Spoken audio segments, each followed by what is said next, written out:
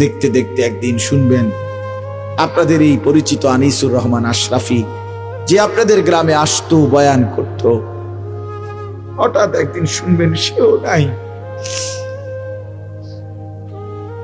সেও হারিয়ে গেছে অন্ধকার। এটাই বাস্তবতা, এটাই চিরসত্য। এতটা চির বাস্তবতায় আমরা ভুলে যাই কেমনে। ভাই, যুবক ভাই, নামাজ না পড়ে কেমনে থাকো?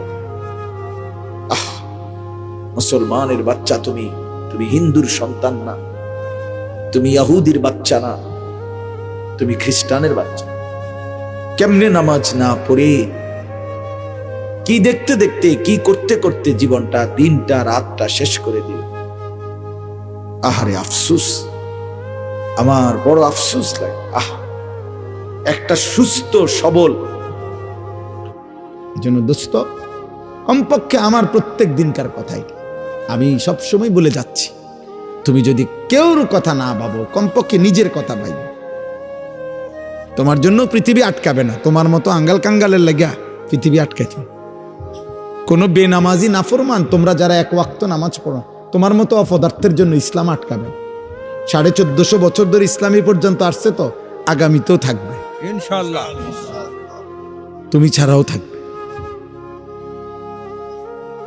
তুমি আমি না থাকলেও থাকবে। এই পৃথিবীতে আমাদের কারো মৃত্যুতে দুনিয়া থামে না, কারো মৃত্যুতে এক সেকেন্ড ঘড়ির কাঁটা থামে না, থামে না। নবী সাল্লাল্লাহু আলাইহি ওয়াসাল্লামের একজন ছেলে ইব্রাহিম রাদিয়াল্লাহু তাআলা আনহু, নবীজির সন্তান, ওনার ইন্তেকালের কারণে ওই দিন ঘটনাচক্রে আপনার চন্দ্রগ্রহণ লাগছে। তখন কেউ কেউ বলছে নবীর ছেলে ইন্তেকাল করার কারণে বিরহে চন্দ্রগ্রহণ লাগছে। আল্লাহর নবী তৎক্ষণাৎ মসজিদে নববীর মিম্বরের মধ্যে গিয়ে সাহাবীদেরকে ডাকছে, ডাইকা বলছে, সাবধান উম্মত, আর কোনোদিন এ কথা বলবা না, বরং এ কথা স্পষ্ট মনে রাখবা, কারো মৃত্যুতে সূর্য চন্দ্রের গতিতে 1 সেকেন্ডের জন্য কম হয় না।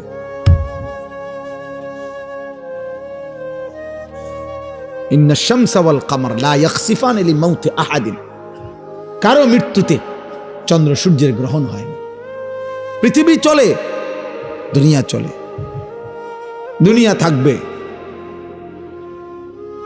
কিন্তু তুমি আমি ছাড়া আখিরাতে আটকায় যাবে। এজন্য আলহামদুলিল্লাহ আমি অনুরোধ করছি, বুঝাইতে চাইলাম। তাইলে এই জন্য বললাম, বাবা দয়া করে, জনপ্রিয়তার কিছু নাই, এগুলো ধোঁকা। দুনিয়ায় যাদের পদ পদবি দরকার, দুনিয়াবি বিভিন্ন কিছু তাদের জন্য দরকার, আখিরাতের জন্য এগুলা কিছু না। আখিরাতে প্রত্যেকের ঈমান আমল আমাদের প্রত্যেকের আলাদা আলাদা, প্রত্যেকের আমলনামা আলাদা, প্রত্যেকের ফাইল আলাদা, প্রত্যেকের। আমার বাবার থেকে আমাকে দিবে না, আমার থেকে আমার বাবাকে দিবে না। লা তাজিরু ওয়াজিরাতুন বিজরা উখরা, আল্লাহ তাআলা বলেন কারো পাপ অন্যকে দেওয়া হবে। ওয়াকুল্লুহুম আতিহি ইয়াউমাল কিয়ামাতি ফারদা, আল্লাহ তাআলা বলেন সকলেই কিয়ামতের দিন আল্লাহ তাআলার সামনে আসতে হবে একজন একজন। ওয়াকিফুহুম ইন্নাহুম মাসউলুন, আল্লাহ তাআলা বলবেন কিয়ামতের দিন, হে ফেরেশতারা, তোমরা আমার বান্দাকে একজন একজন করে আমার সামনে এনে দাঁড় করাও, আজ আমি আল্লাহ সরাসরি জিজ্ঞেস করব। আমরা কিতাবে পড়ছি, একজন বড় বুজুর্গ ছিলেন হযরত আলী ইবনুল ফুজাইল রাহমাতুল্লাহি আলাইহি, এই এক আয়াত যে আল্লাহ বলছেন ওয়াকিফুহুম ইন্নাহুম মাসউলুন, আমার বান্দাকে দাঁড় করাও, আল্লাহ বলবেন ওকে আমি এখন জিজ্ঞেস করব। এই কথাইটা নিজে রাত্রিবেলা তেলাওয়াত করতে করতে আল্লাহর ভয়ে, আখিরাতের ভয়ে ওই অবস্থাতেই বেহুশ হয়ে গেছেন। আর এরপরে সবাই দেখছে উনি ইন্তেকালই করছেন। আখিরাতের ভয় ওনার জীবন চলে গেছে, যে হায় আমি মালিকের সামনে কি বলবো, আল্লাহ তাআলার সামনে আমি কি বলবো তিনি যখন আমাকে জিজ্ঞেস করবেন। ইন্নাহুম মাসউলুন, ছেলেরা চোখের সামনে কথা বলো না আব্বা, কথা বলো না। ছেলেরা বাপ কথা বলো না আব্বা। প্রিয় ভাই কথা বলো না, তুমি দূরে গিয়ে বলো কথা। আহা বদনসিব, জানেও না, কোনো আখলাক নাই। জীবন মানে লাগাম ছাড়া, জীবন মানে চাহিদা পূরণ। আরে দোস্ত, তোমরা জানো না, একটা জিনিস মনে রাখো, জীবন যার শুধু এটাই যে আমার যা মন চাচ্ছে তাই পূরণ করব, চাহিদা পূরণ, এটাই যার জীবন। হালাল না হারাম, উচিত না অনুচিত, করণীয় না বর্জনীয়, এত কিছু আমার দরকার না। আমার চাহিদা পূরণ। আমার টাকা দরকার 12 লাখ, আমার এখন লাগবে টাকা, তো অতএব জমি বেচা লইলাম 6 লাখ, সুদে কিস্তিতে মিলাই নিলাম 6 লাখ 12 লাখ, কারণ আমার দরকার, চাহিদা পূরণ। আমার নারী দেখা দরকার, অতএব আমি এখন মোবাইলে পারি, টেলিভিশনে পারি, যেমনে পারি, রাস্তার মধ্যে পারি, উলঙ্গ ছবি দেখলাম, নারী দেখলাম, বেহায়া বেপর্দা দেখলাম, আমার চাহিদা পূরণ হওয়া দরকার। এটা হালাল না হারাম আমার এটা জানার দরকার নাই। এই মানসিকতা যাদের, প্রত্যেক কাজে একটা ছেলেও মনে রাখো বাপ, হালাল হারামের পার্থক্য যার মধ্যে নাই, জায়েজ না জায়েজের পার্থক্য অনুভূতি যার মধ্যে নাই, ও কোনো মানুষ না, ও পুরাটাই জানোয়ার। ও পুরাটাই জানোয়ার, ওইটা পুরাটাই জানোয়ার। যে মাকেও দেখে, বোনকেও দেখে, আবার ভিন নারী অস্থির ছবিও দেখে, তাহলে হালাল হারাম নাই তার কাছে। সালামও দেয়, গালিও দেয়, হালাল হারাম নাই। হালাল টাকাও নেয়, সুদের টাকাও নেয়, হালাল হারামের পার্থক্য নাই। এটা ইনসান না, কারণ সে বুঝছে জীবন মানেই হচ্ছে চাহিদা পূরণ। আমার চাহিদা পূরণ হইতে হবে। কে নিষেধ করলো, কে কি বলল? এর অসংখ্য ছেলে পেলের দেখবেন চলাফেরা দেখলে বুঝাই যায়, এই অপদার্থ জানে না যে এটা উচিত কিনা, মানায় কিনা। না না, তার বাবা কি মনে করবে, মানুষ কি মনে, আরে থুর, কে কি মনে করবে, ওটা আমার মন চাইছে আমি করব। ওয়াকালু মা হিয়া ইল্লা হায়াতুনা দুনিয়া। আল্লাহ তাআলা বলেন, কাফের মুশরিক বেঈমানদের বক্তব্য হলো, জীবন তো কেবল আর কিছু নয়, শুধুই দুনিয়া। দুনিয়া ভোগ করা, এরই নাম জীবন। এটা কাফেরের কথা, কোরআনে আল্লাহ বলছে। অথচ আল্লাহ নিজে বলছেন, ওমা হাযিহিল হায়াতুদ দুনিয়া ইল্লা লাহবুন ওয়া লাইব।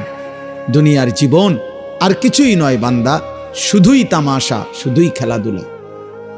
ওয়া ইন্নাদ দারাল আখিরাতা লাহিয়াল হায়াওয়ান। আখিরাতের ঘর জান্নাত, সেটাই কেবল জীবন, সেটাই লাইফ, সেটাই বেঁচে থাকা, জীবনের সার্থকতা, জীবনের সার্থকতা। এই জন্য নওজোয়ান, আল্লাহকে এত ভোলা ভুলছ, আজ আর ফেরাবার কেউ নাই। আখিরাতকে এত ভোলা ভুলছ, আজ আর ফেরাবার কেউ নাই।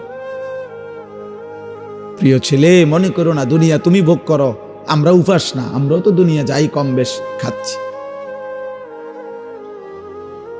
আমরাও তো দুনিয়া কম বেশ ভোগ করছি। একটা কুকুর বিড়াল শুকরও তো দুনিয়া ভোগ করছে। ওই দেখো, ওই দেখো, ওই অপদার্থরে দেখো, এই যে বেয়াদব, মোবাইল নিষেধ করছে, এরপর মানে এমন ব্রেনে কাজ করে না। হ্যাঁ, বাস্তবতা এটা না, মানে মাথায় কোনো কাজ করে না, সেন্স, তার কাজ একটাই মোবাইল। বললাম না চাহিদা পূরণ। এটা নিষেধ করুক, আপনি নিষেধ করলে আপনি করছেন, এটা আমার তো বিষয় না। আমার হলো আমার যেটা মন চায় আমি এটা করি। এই যে বিষয়টা দোস্ত, এটা বড় বড় বেশি মারাত্মক। কোরআনুল কারীমের মধ্যে বারবার আল্লাহ তাআলা এই কথার নিন্দা করছে, যে তার মনের চাহিদার অনুসরণ করে, আল্লাহ ভুলে, আখিরাত ভুলে। আল্লাহ তাআলা কোরআনে স্পষ্ট বলছে, তার দৃষ্টান্ত কুকুরের মতো, তার জীবন কুত্তার জীবন। কোরআন শরীফের আয়াত, ওয়াত্তাবা হাওয়াহু ফামাসালুহু কামাসালিল কালব।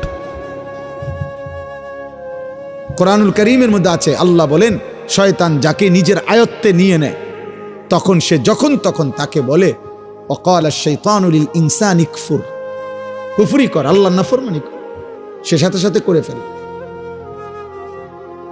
এজন্য কেউ যখন গুনায় অভ্যস্ত হয়ে যায়, হারাম নাফরমানিতে, তখন সে পুরাপুরি নিজেকে শয়তানের হাতে তুলে দেয়। শয়তান তখন তাকে দিয়ে যা ইচ্ছা তাই করাইতে থাকে। কুরআনুল কারীমে আল্লাহ বলছে, ওয়ামান ইয়াত্তাবি খুতুওয়াতিশ শাইতান, যে শয়তানের পথ অনুসরণ করে, ফাইন্নাহু ইয়া'মুরু বিল ফাহশাই ওয়াল মুনকার, সে সারাক্ষণ ওই নাফরমানকে দিয়ে এবার অনবরত অশ্লীলতা, বেহায়াপনা, অসভ্যতা এবং যাবতীয় গুনাহের আদেশ করতে থাকে। একবারও বলে না যে কিরে বেটা রাত্রে তো নারী দেখছ, আজকে আর না দেখ, না না আবার দেখ, আবার দেখ, আবার দেখো, আবার দেখো, আবার দেখো। তুমি একটু আগে বিড়ি খাইলে আর খাইও না, না না আবার খাও, আবার খাও। শয়তান তাকে 24 ঘন্টা অনবরত গুনাহের কথা বলতে থাকে। এজন্য কোনো পাপী তৃপ্ত হয় না, পাপ কখনো তৃপ্তি দেয় না। এজন্য কোনো জেনাখোর, ব্যভিচারী, মদখোর, নেশাখোর, হারামখোর, সুদখোর তৃপ্তি নেই, আরো চাই, আরো চাই, আরো চাই, আরো চাই, আরো চাই। জাহান্নামের স্বভাব এটা। কোরআন শরীফে আছে, আল্লাহ তাআলা জাহান্নামকে বলবে হাসরের ময়দানে, জাহান্নামী ফেলার পর, হালিম তালাতি, হে জাহান্নাম পূর্ণ হইছে তোমার জায়গা। জাহান্নাম বারবার শুধু এটাই বলবে, হাল মিন মাজিদ, আরো চাই, আরো চাই। আল্লাহ আরো চাই, আমার আগুন আরো খালি আছে, জাহান্নাম আরো নাফরমান আমার মধ্যে ফেলেন, আমি জ্বালায় দেই, জ্বালিয়ে দেই। এজন্য প্রত্যেক পাপী বেটা, প্রত্যেক নাফরমান, অসংখ্য তোমরা যুবক সারা রাত এই জানোয়ার সারা রাত উলঙ্গ ছবি দেখছে, তারপরেও যদি তাকে পরের দিন আবার বলেন যে এবার থামো, সে বলবে না, আবার দে, আরো চাই, আরো চাই। এটা জাহান্নামের আখলাক, আগুনের স্বভাব। আর কোরআনুল কারীমের মধ্যে আছে জান্নাতি বান্দা, জান্নাতের নিয়ামত যখন দেখবে, এটা যে পবিত্র, এই জন্য জান্নাতের নিয়ামত দেখলেই এক নজরে তার চোখ ঠান্ডা হয়ে যায়, সুবহানাল্লাহ, মানে তৃপ্ত। ফালা তা'লামু নাফসুম মা উখফিয়া লাহুম মিন কুররাতি আ'য়ুন, চক্ষু শীতল। ফেরেশতা যদি বলে বান্দা আর দেখবানি, বলবেন না ফেরেশতা আর কি দেখব, এর চাইতে সুন্দর আর কি দরকার, এর চাইতে সুন্দর আর কি দরকার। কিন্তু জাহান্নামের স্বভাব হইল আরো চাই, আরো চাই। নাফরমানের স্বভাব, দুনিয়া লোভীর স্বভাব, চরিত্রহীনের স্বভাব, এটা চরিত্রহীনের স্বভাব। এজন্য দোস্ত, কমপক্ষে আমার প্রত্যেক দিনকার কথা এটা আমি সবসময় বলে যাচ্ছি, তুমি যদি কেউর কথা না ভাবো, কমপক্ষে নিজের কথা ভাবো। তোমার জন্য পৃথিবী আটকাবে না, তোমার মতো আঙ্গাল কাঙ্গালের লাগা পৃথিবী আটকাইতে। কোনো বেনামাজি নাফরমান, তোমরা যারা এক ওয়াক্ত নামাজ পড়ো, তোমার মতো অপদার্থের জন্য ইসলাম আটকাবে। 1450 বছর ধরে ইসলামী পর্যন্ত আসছে, তো আগামীতেও থাকবে ইনশাআল্লাহ, তুমি ছাড়াও থাকবে, তুমি আমি না থাকলেও থাকবে। এই পৃথিবীতে আমাদের কারো মৃত্যুতে দুনিয়া থামে না, কারো মৃত্যুতে এক সেকেন্ড ঘড়ির কাঁটা থামে না, থামে না। নবী সাল্লাল্লাহু আলাইহি ওয়াসাল্লামের একজন ছেলে ইব্রাহিম রাদিয়াল্লাহু তাআলা আনহু, নবীজির সন্তান, ওনার ইন্তেকালের কারণে ওই দিন ঘটনাচক্রে আপনার চন্দ্রগ্রহণ লাগছে। তখন কেউ কেউ বলছে নবীর ছেলে ইন্তেকাল করার কারণে বিরহে চন্দ্রগ্রহণ লাগছে। আল্লাহর নবী তৎক্ষণাৎ মসজিদে নববীর মিম্বরের মধ্যে গিয়ে সাহাবীদেরকে ডাকছে, ডাইকা বলছে, সাবধান উম্মত, আর কোনোদিন এ কথা বলবা না, বরং এ কথা স্পষ্ট মনে রাখবা, কারো মৃত্যুতে সূর্য চন্দ্রের গতিতে এক সেকেন্ডের জন্য কম হয় না।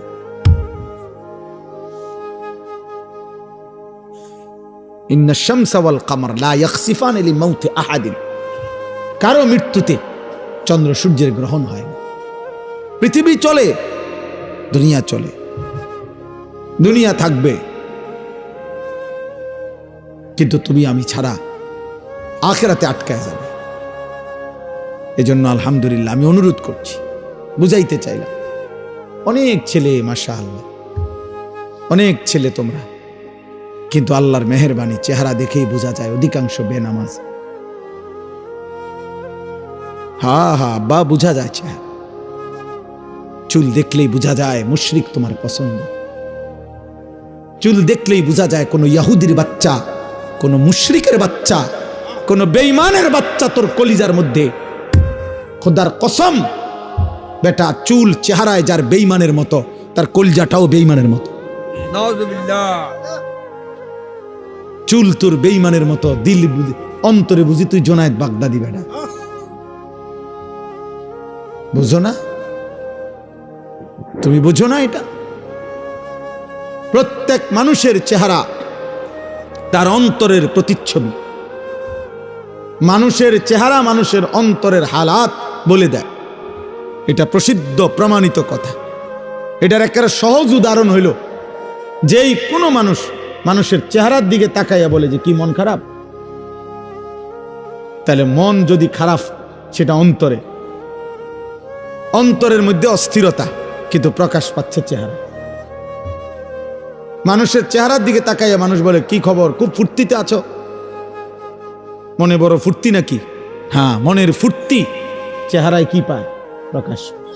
এই জন্য মানুষের চেহারাকে বলে, মানুষের বাহ্যিক অবয়ব আকৃতিকে বলা হয় অন্তরের প্রতিচ্ছবি। অন্তরে কারো আল্লাহ আছে কিনা, ঈমান আছে কিনা, আখিরাতের কথা মনে আছে কিনা, দোস্ত তোমার চুল চেহারা, তোমার সারাদিনকার অঙ্গভঙ্গি, চলা ফেরা, উঠা বসা, এটা দ্বারাই বোঝা যায়। এক ওয়াক্ত নামাজ যার কপালে জোটে নাই, 5 ওয়াক্ত নামাজের একটা সেজদা যার কপালে জোটে নাই, তোমার মতো নিকৃষ্ট নাফরমান, অসভ্য গাদ্দার, তোমার মতো নিকৃষ্ট বেয়াদব তুমি মুসলমান কেমনে হও? এখানে দাঁড়াইয়া বোঝা। এখন বল, ভিডিও করা হবে এখন। একটা বেনামাজি বল এখানে দাঁড়ায় বল, এখন দাঁড়ায়। আল্লাহর নবী বলছেন, তোমরা যদি কাউকে পার্থক্য করতে হয় যে এটা মুসলমান না বেঈমান, তাহলে তার নামাজ দেখো। নবী বলছেন, একেবারে বিশুদ্ধ হাদিস, তুমি প্রমাণ করো। আরে নবীর আশেক থো পরে, তুমি মুসলমান এটা আগে বুঝো।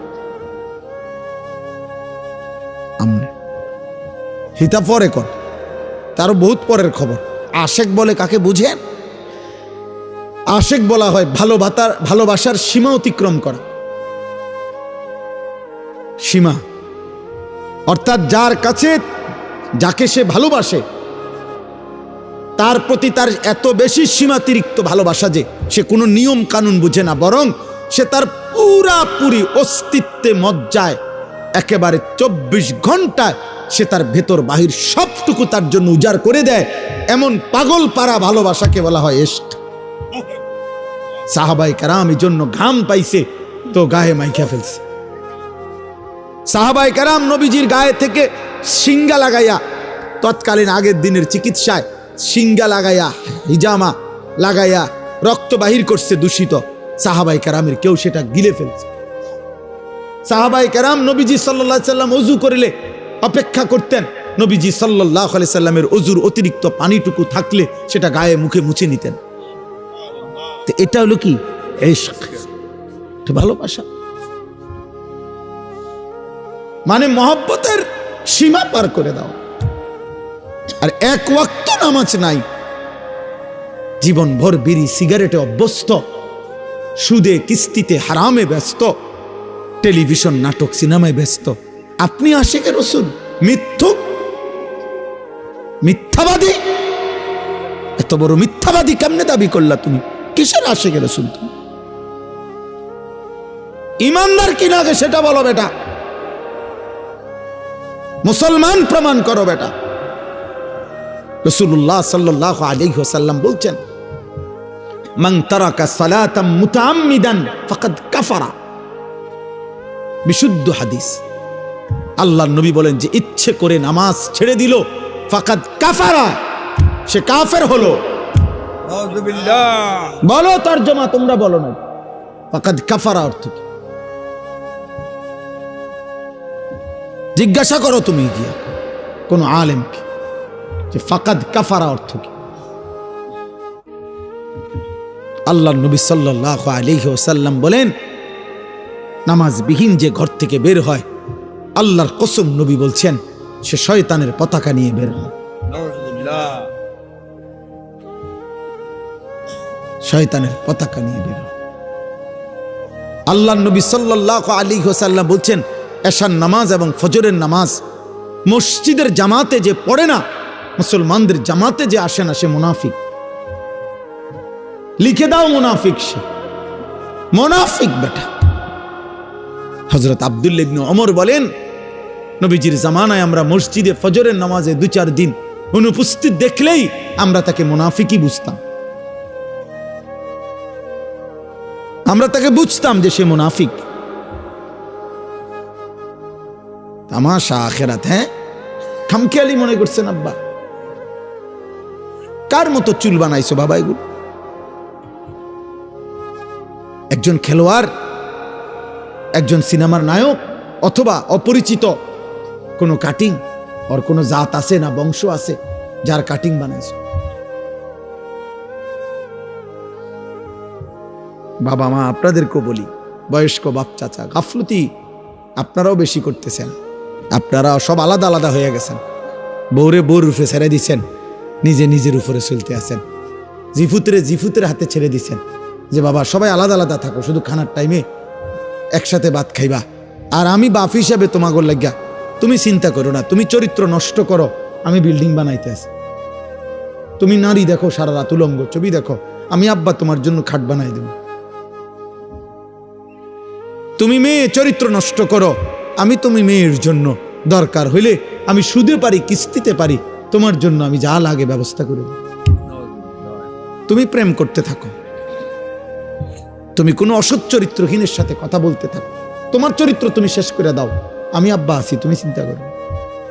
এর নাম বাপ, এর নাম বাবা, মুসলমান। এটা বুঝি কথা হইল? এতগুলো ছেলের চেহারায় তোমাদের কোনো নামাজের চিহ্ন নাই। ছি ছি ছি ছি। আমি দাঁড় করাই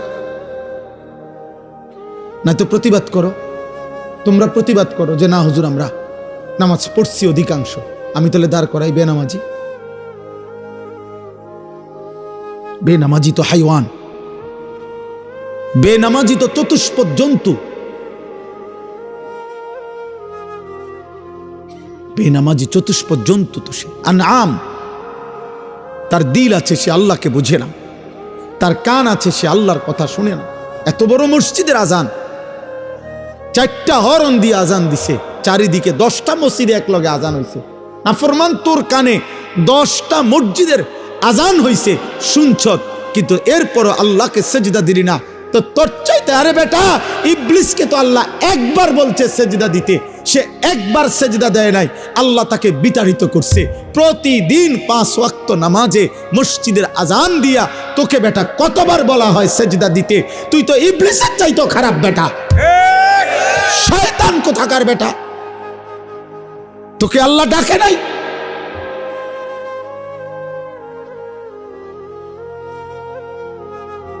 আরে বেটা, মানুষের বাচ্চা, মুসলমান আমরা, জীবন মানে শুধু ভাত তরকারি বেটা। জীবনের কিছু চাহিদা পূরণ হইতেছে, দুনিয়াবি, এরই নাম জীবন। এতটুকু চাহিদা তো জানোয়ারেরও পূরণ হয় বেটা, এতটুকু চাহিদা তো কুত্তারও পূরণ হয়, বিড়ালেরও পূরণ হয়, শুকরেরও পূরণ হয়। চলো বাপ, চলো ভাই, ফিকির করে, ফিকির কর। বারবার আসা খুব কঠিন।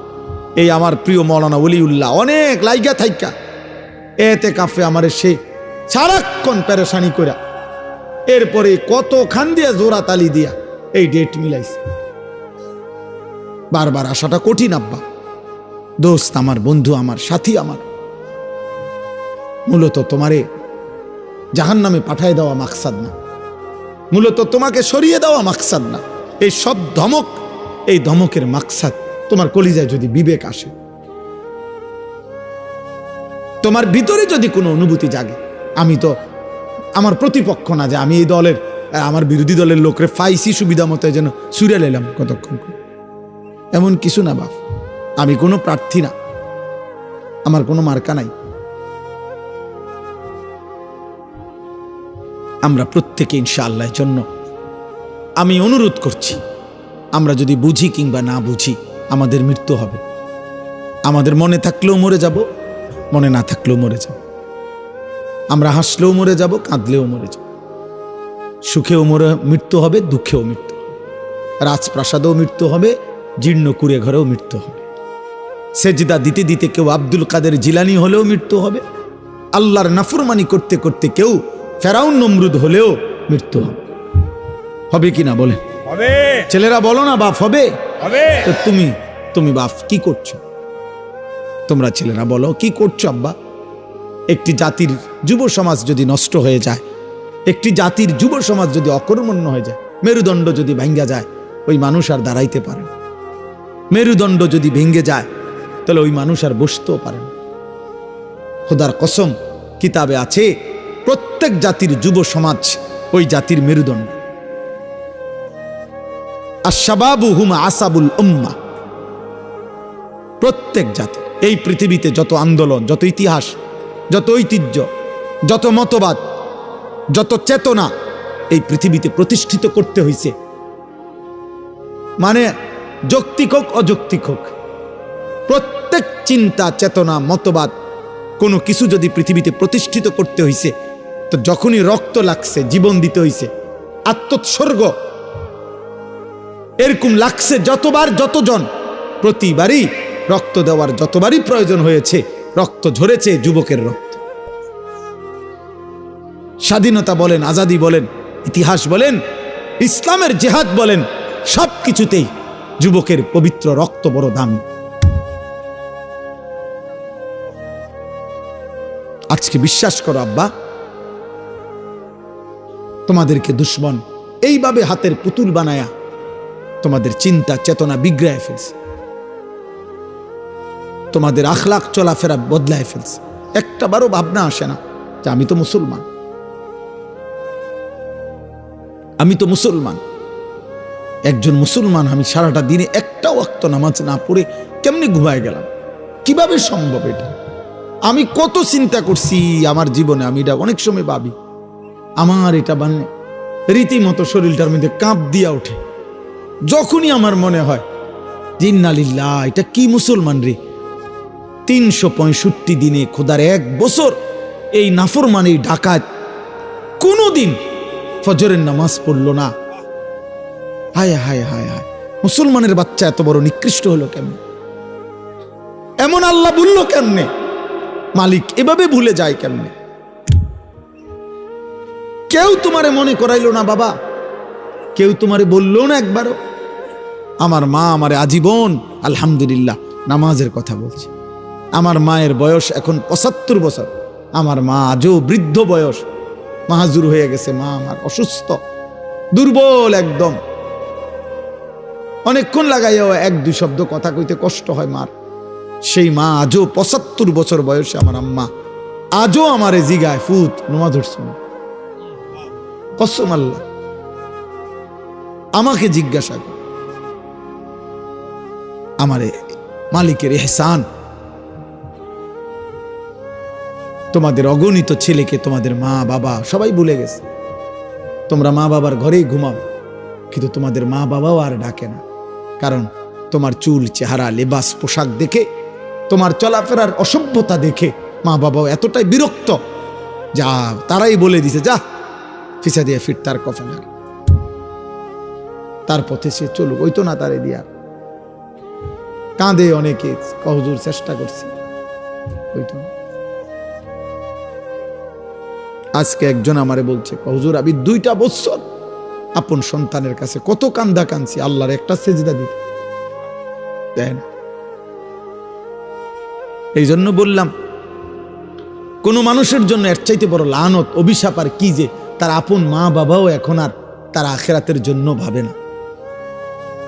বিষয়টা চিন্তা করে দেয়। আপন বাবা মা ছেড়ে দিছে, যা পরে দিয়ে আর হইতো না, তাহলে আর তার জন্য দুনিয়াতে ভাববে কি? এর চাইতে আপন হবে কে? স্বার্থপর এই দুনিয়ায়, বাকিরা তো সবাই স্বার্থপর। তো এখন মা বাবাও যদি ভুলে যায়, তাহলে আব্বা তোমা করে ফিরাবে কে? রশি ছেড়ে দিলে গাভী, রশি ছেড়ে দিলে ছাগল, রশি ছেড়ে দিলে বকরি পথ হারায় ফেলবে। কেউ যদি ধরে না রাখে, কেউ যদি ধরে না রাখে, খোদার কসম আমি বললাম, তাহলে তো সে পথ হারায় ফেলবে। ঠিক তেমনি ভাবে আল্লাহ তাআলা প্রত্যেক জামানায় নবী পাঠাইছেন, রসুল পাঠাইয়াছেন, কোরআন কিতাব পাঠাইছেন, ওলামা পাঠাইছেন। পৃথিবীতে যত বড় মহামারী হোক, যত ঘূর্ণিঝড় আর জলোচ্ছ্বাসে হোক, পৃথিবীতে কখনো এই 1450 বছরে এমন হয়েছে যে গোটা পৃথিবীতে অঞ্চলকে অঞ্চল আর কোনো হুজুর নাই? না, কথা বোঝেন নাই আমার? এমন হয়েছে? এমন শুনছেন কখনো? না। আল্লাহ বলছেন আমার বান্দাকে ধরে রাখার জন্য, আল্লাহর দিকে ফিরাবার জন্য, আমার কথা পৌঁছাবার জন্য আমি কুদরতি ভাবে ব্যবস্থাপনা প্রত্যেক জামানায় করে আসছি। ইসরাফিলের ফু পর্যন্ত করতে থাকব। আমার কথা হবেই, আমার কথা বলবেই, আমার দিন প্রচার হবেই হবেই। এভাবেই একদিন ইসরাফিল ফু দিবে। এই জন্য আমার শেষ কথা, আমি যে 2টা আয়াত পড়ছি, এই 2টা আয়াতের এই আর একটু কথা। আল্লাহ তাআলা বলেন, ওয়াকালু আইদা যালালনা ফিল আরদ আইন্না লাফি খালকিন জাদীদ। দোস্ত, এই শেষ আর 5 মিনিট কথা মনোযোগ দিয়ে শুনুন। 2টা আয়াতের তরজমা। আল্লাহ তাআলা বলেন, সমস্ত কাফের মুশরিক মক্কার বেঈমানরা নবীজিকে প্রতিদিন বলতো, মুহাম্মদ, আমরা সবাই মৃত্যুর সাথে সাথে কবরে মাটিতে একটা সময় পরে আমরা মিশে যাব, হারিয়ে যাব মাটির সাথে। এরপরে পুনরায় আমাদেরকে সৃষ্টি করে হাসরের ময়দানে আবার উঠাবে। এটা কিভাবে সম্ভব? কিভাবে সম্ভব? কই পাইবে আমাদেরকে? কিছু ছেলে দেখেন কি পরিমাণ অসভ্য, ও যে বারান্দায় দাঁড়ায়া কথাই বলতেছে। আর এই বদনসিব রে, আজীব দেখছেন, গাদ্দার কেমন, ন্যূনতম কোনো ভয় বলতে কিছু। আহা, কিছুই মনে করে না, কাউকে কিছু মনে করে না। আল্লাহ কি, রসুল কি, কোরআন কি, আখেরাত কি, কিচ্ছু দরকার নেই। ওর চাহিদা পূরণ, ওর মনের ইচ্ছা। এই সমাজটার এই হালাত আপনারা তাকায় দেখেন। এই 2-4 জন যারা বাবা চাচা আছেন, আপনারা আপনাদের ছেলেরা একসাথে হয়েছে, আপনারা দেখেন আপনাদের ছেলেদের চেহারা, এগুলো আপনাদেরই সন্তান। কারো ভাতিজা, কারো ছেলে, কারো সন্তান, কারো চাচতো ভাই, কারো মামতো ভাই। এরা নর্থ বেঙ্গলের থেকে আসে নাই, এরা পার্বত্য চট্টগ্রাম থেকে আসে নাই, এরা কাছাকাছি জায়গা, সর্বোচ্চ 20 কিলোমিটার হবে না, 10 কিলোমিটার জায়গার মানুষ এরা। তাহলে 10 কিলোমিটার জায়গার একটি অঞ্চলে সংখ্যাগরিষ্ঠ মুসলমান বাংলাদেশে 10 কিলোমিটার অঞ্চলের মুসলমানের জীবনযাত্রা কিশোর যুবকের যদি হয় এরকম যে 5 ওয়াক্ত নামাজ পড়ে না বেশি অংশ, তাইলে পুরা দেশের হালাত কি? বলো না ভাই, তোমরা একটা ছেলে বলো, একজন বিবেকবান ছেলে, আমি তোমার প্রতিপক্ষ না বাপ, আমি তোমার দুশ্মন না, তোমার সাথে আমার কোনো দ্বন্দ্ব নেই, কিন্তু তোমরা একটা ছেলে তাকাইয়া বাকিদের দিকে দেখো, তোমার আন্দাজ হবে যে সে নামাজ পড়ে কিনা। তাইলে মাত্র 10 কিলোমিটার জায়গার মধ্যে যদি এখানে মনে করেন, এখানে যদি 500 ছেলে হয়, 450 নামাজ পড়ে না। তাহলে কোনো 10 কিলোমিটার জায়গার 500 যুবক কিশোর, তার মধ্যে যদি মুসলমান 450 নামাজই না পড়ে, তো মুসলমানের প্রাধান্য কই থেকে আসবে?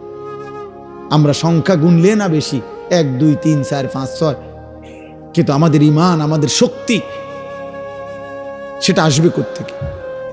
তারা মাত্র 1 কোটি না, 92 থেকে 97 লাখ মাত্র পুরা দেশের জনগণ। এই মাত্র 92 থেকে 97 লাখ বেঈমান। তাহলে তার মধ্যে আবার অসংখ্য লোক আছে যারা মারামারি হানাহানি পছন্দ করে না। অল্প কিছু মানুষ আছে দুষ্ট, এই অল্প কিছু ইহুদি দুষ্ট জালেম, এদের যন্ত্রণায়, এদের অত্যাচারে আজ আমরা 250 কোটি মুসলমান, আমাদের যেন নৌকো নাই, আমাদের যেন কথাও নাই, আমাদের হিম্মত নাই। আমাদের কত স্লোগান, আমাদের কত মিছিল, আমাদের কত গণসংযোগ সারা পৃথিবী জুড়ে আমরা, কিন্তু কোনো কিছুতেই ওরা ফিলিস্তিনের উপরে জুলুম থামায়। চিন্তা করো। এই জন্য বললাম আর কি, আসলে ভাবো ভাই, আমার একটা কথা সবসময় মনে রাখবা, কিশোর যুবক ভাই, তোমার আর তোমার দাদার বয়স সমান না, তোমার আর তোমার বাবার বয়স সমান না। অতএব তোমার দাদা তোমার আগে কবরে চলে যাবে, আগামী পৃথিবীতে আরো হায়াত দিলে আল্লাহ তোমাদের হায়াত দিক, আমরা দোয়া করি আল্লাহ তোমাদেরকে বাঁচিয়ে রাখুক। তোমরা আরো 40 বছর বাঁচবা, তোমরা আরো 40 বছর বাঁচবা। আর আজকে মাত্র 18-20 বছর বয়সে যদি এত নারী, এত ছবি, এত গুনাহ, এত অশ্লীলতা, এত বেনামাজি জীবন সবাই মিলে করছো, তো তোমাদের পরবর্তী জেনারেশন কি করবে? কোনো বিবেক থাকলে আন্দাজ করো।